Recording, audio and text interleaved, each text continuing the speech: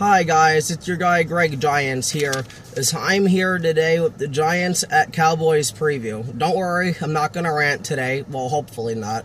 I might have some side tangents, but that's about it. Anyway, when I typically want to do these, I want to start with the injury report, and we're going to start with the Cowboys. Now they don't have a lot of names on theirs, but still willing to go over anyway. Starting with their second corner, Deron Bland. Deron Bland hasn't practiced this whole entire week. He has already been ruled out. So that's going to be big for the Giants if they want to take advantage of Dallas's defense.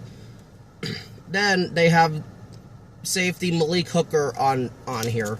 He was limited practice on Wednesday, limited on Thursday, and full practice on Friday. There's no official game status yet, but usually that means they're going to play. So that's just what we're going to go with. And then they have their safety, Jariah Thomas, who I guess is a backup. His injury was personal, but he did not practice on Thursday and then full practice on Friday. There's also no official game status on him, so I'm just gonna assume he's questionable, and then we'll see. But again, he's just a backup player, so really we'll just see if he plays or not. Then on the Giants, we have Wan'Dale Robinson made it to the injury list because of an ankle, because he returned a punt or a kickoff and he got hurt. Again, I don't know why our coaching staff wants to put guys on kicker punt returns that shouldn't be doing it, but whatever.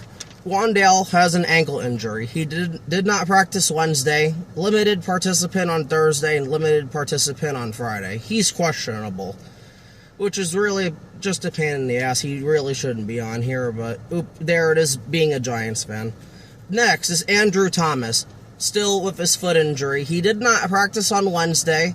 He was a limited participant on Thursday, a limited participant on Friday. He's doubtful, and usually doubtful means they have a 25% chance of playing, so we're just going to assume he's out, which is going to really hurt us because now we have James Hudson at left tackle again.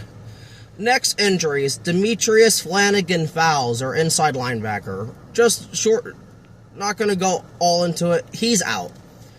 He's an interior, he's a backup linebacker, but it sucks, especially with McFadden being out. We really, really need our linebackers, and we're just not going to really have any this game. So that's just a shame. Then we have Malik Neighbors with his back injury. Dable already said in his presser that he's going to play. He's fine for Sunday, so there's no issue there. But still, if his back issue, it's always something to worry about just in case it wants to pop up or linger during a game. Then lastly, for the Giants and on the injury... No, I'm sorry, we have two more. Rakeem Nunez-Roches with a foot.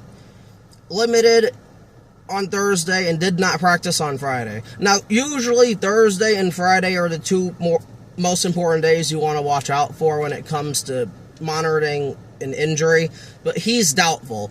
Usually when it's limited and then they don't practice on Friday, because usually Friday's the most important day, that's not a good sign typically when you get downgraded like that.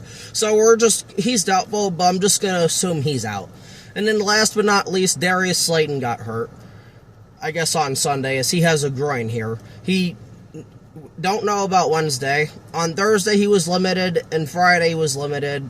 Apparently Dable said that Slayton's going to be good to go, but honestly, who really knows with this coaching staff? Now, how we're going to beat Dallas, I have three ways on offense and defense that we could beat Dallas. Let's just start with this offense. Number one, we need to get Malik Neighbors involved early and often. Last year, Trayvon Diggs couldn't guard him, and honestly, we should have won that game. That first game at MetLife Stadium, where just Malik Neighbors was just all over the place, but Daniel Jones couldn't hit the deep ball. We got to do the same thing again, and we got to get more of the Neighbors involved. If Slayton plays, we got to get Slayton involved. If Wan'Dale plays, we got to get Wan'Dale involved. And Theo Johnson too, but Theo Johnson has to catch passes. That's just the way that's going to go. But we need to get our weapons involved early and often against this Dallas defense without Deron Bland. Number two, the offensive line needs to play well. Yes, I know Andrew Thomas is out.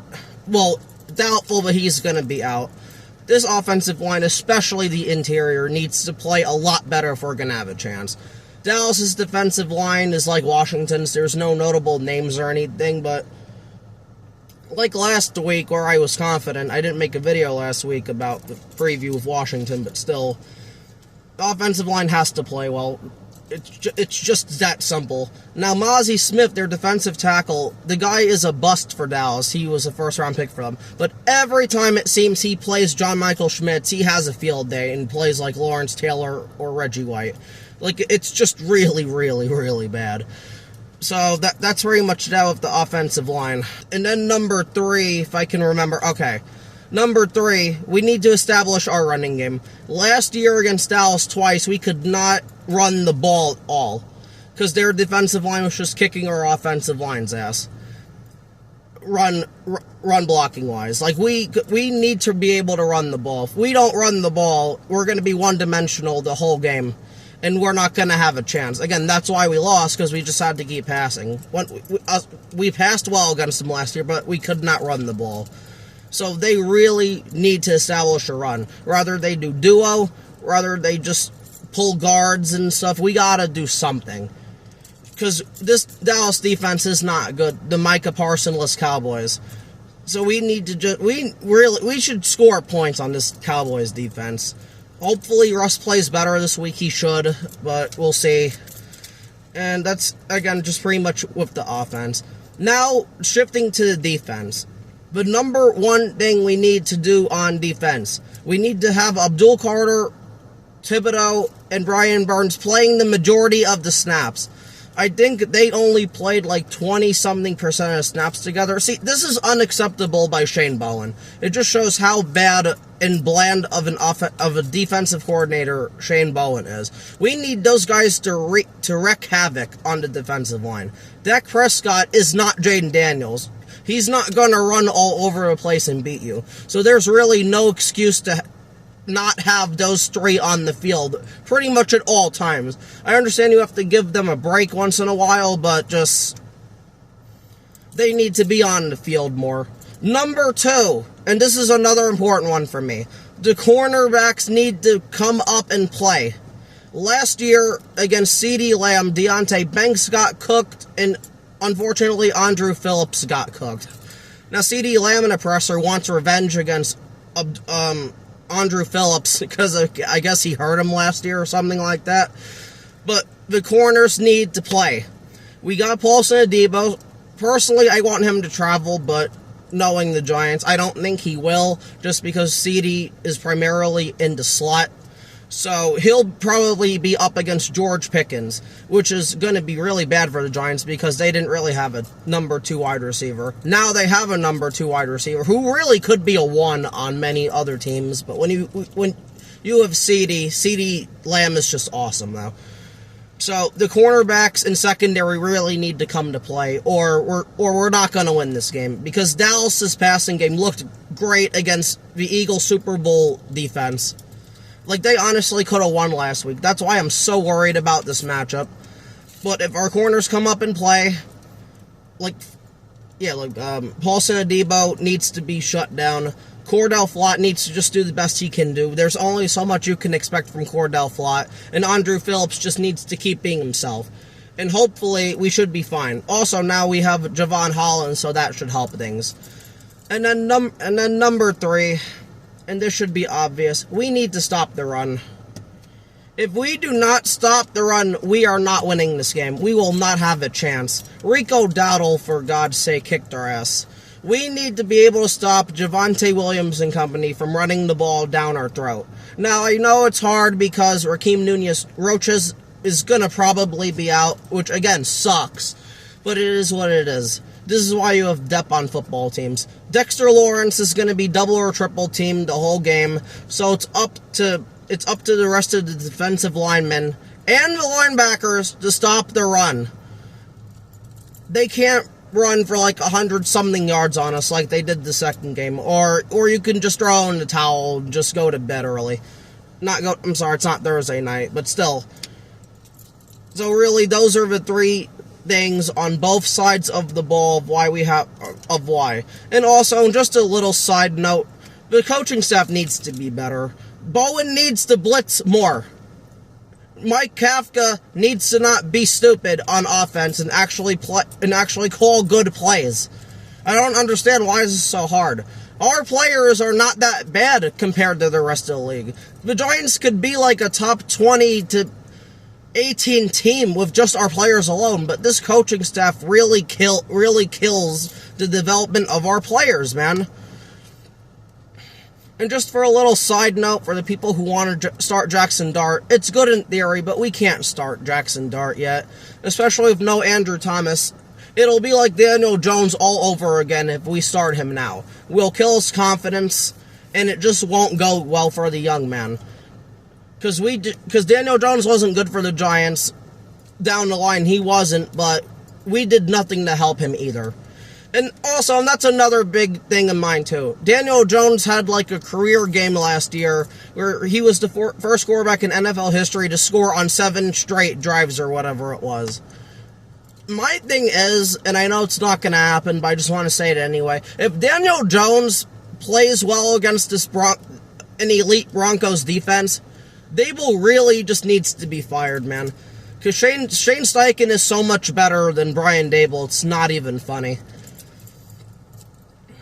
But regardless, that's all I have for this Giants versus Cowboys preview. I really, really want to say we're going to win. Oh, I forgot my prediction. Based on how I've talked, I guess you guys probably know, but until the Giants beat the Cowboys, I am not picking us to beat them. They have kicked our ass 13 out of 14 times, and the only other time we've beaten them was in the COVID year of 2020, where we should have had the division, but the Eagles tanked it on Sunday Night Football in 2020. But I can't pick the Giants, I'm sorry. I'm going to say the Giants are going to lose by a score of like 27 to 13. And I think that's being nice, honestly, because if we don't play well like we did last week, we could easily be getting blown out and then see Jackson Dart in the fourth quarter. That's how bad this could go. Because Dak Prescott has consistently kicked this team's ass. We have not beaten this man in like 3,199 days since the last days of Eli, where we got the sweep, where we swept them in 2016 to get a wild card spot. Man, I was still a teenager then. I think that was my senior year of high school. That's how long it's been. I really hope we win. But that's going to be it for me. Greg Giants here. Please don't forget to like and subscribe. I really want to try to grow this channel. But, see, I was nice today. Hopefully I can be nice on Sunday and give this team credit, because I love this team. Yeah, I talk shit about them and stuff like I did on Sunday, but deep down I love this team, and that's why I go through the abuse that I do with this team. So, that's going to be it for me. Greg Giants here. Thank you all for watching. And, yeah, that's it. Thank you.